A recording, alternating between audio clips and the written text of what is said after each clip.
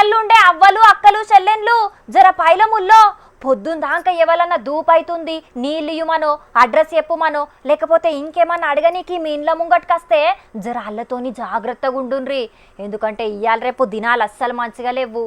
ఆ అచ్చినోళ్ళ దాంట్లో దొంగెవలో దోసుకపోయేటోడెవలో ఏమంటున్నాం.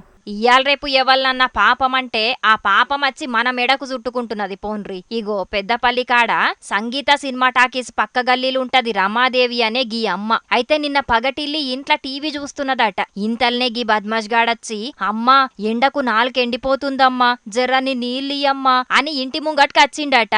అయ్యో బిడ్డ ఒక్క నిమిషం నీళ్లు తెత్తా అని లోపటికి పోయి నీళ్ల గిలాస తెచ్చి వీనికి ఇయ్యబోయిందట. ఇక అటు ఇటు చూసి ఒకటే పారి మీది మీది కురుకచ్చి ఈ అమ్మ బొండిగా పట్టిండట ఈ బట్టెవాజుగాడు. ఇంట్లోకి వచ్చిండు. నేను అదే టీవీ పెట్టుకొని కూర్చున్నా పల్లె మీద. ఇంట్లోకి వచ్చి అమ్మ నాకు మంచిది అన్నాడు. వాడు గుడ్లు తెరిచిండు. వచ్చి మీద పడి నాకు 2 చేతుల బొండిగొత్తిండి. బొండిగొత్తి ఈ చెయ్యి ఇట్లా గట్టిగా పట్టిండి. ఈ చెయ్యి పట్టి ఇట్లా సైడ్ తెంపుకున్నాడు. దెబ్బపోతా అంటే ఆయనంతా మహేష్ మహేష్ మహేష్ అని పిలుచుకుంటూ వచ్చిన. ఆ అన్నయ్య బయటికి వెళ్ళిండు. ఆ అన్నయ్య అక్కర్రక అన్నయ్య పుట్టిండి. ఇన్నరా మెడలున్న 3 తులాల పుస్తెల తాడు దెంపుకొని అవతల పడ్డాడట. అగో దొంగోన్ తెలివి చూసిండ్రా.